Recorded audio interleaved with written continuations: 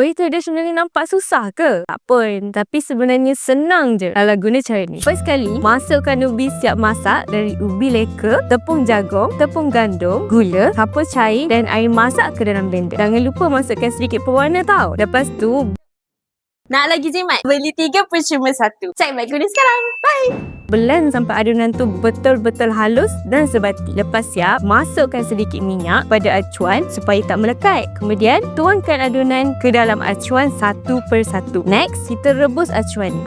Biarkan lebih kurang 20 minit je sampai kasui masak dah naik cantik. Sementara tu kasui masak, kita buat topping santan pula. Masukkan santan, sedikit air dan tepung jagung ke dalam pan. Kacau atas api perlahan sampai kuah santan tu pekat dan licin. Bila kasui dah masak, keluarkan dari acuan.